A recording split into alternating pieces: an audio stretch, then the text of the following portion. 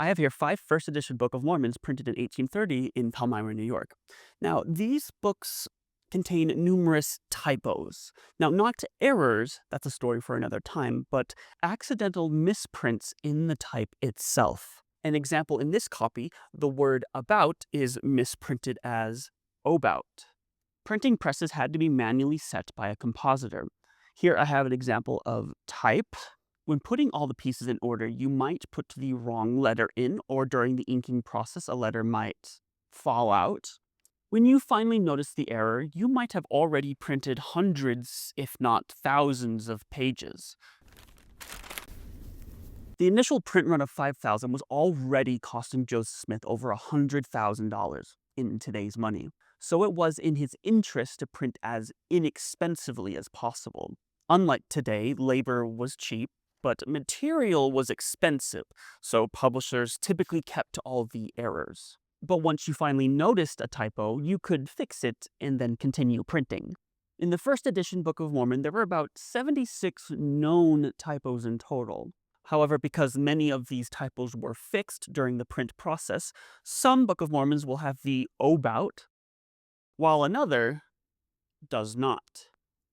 And because each printed sheet of paper will also be printed on the reverse side, the same process of discovering and fixing typos will occur, creating endless variations without discernible patterns.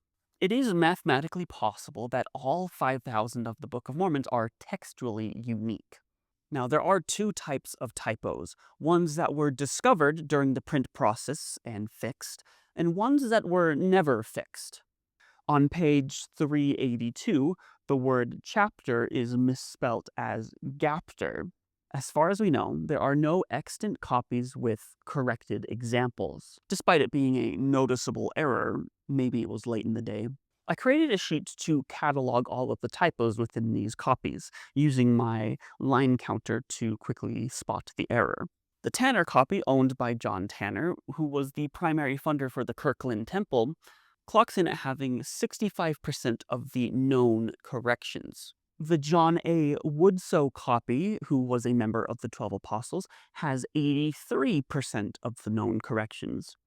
The Joseph Smith copy, signed by the man himself, which I have been told is one of 2 that exist, has 86% of the corrections.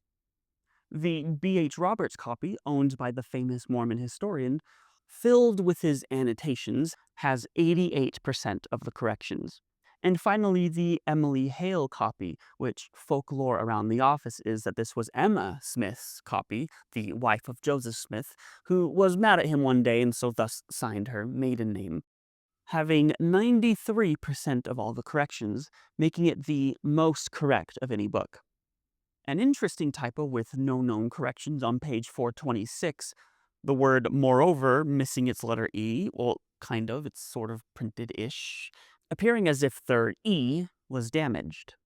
All 5 of these books, along with 80,000 more at our rare book department here at the University of Utah, are available for public access. Thank you.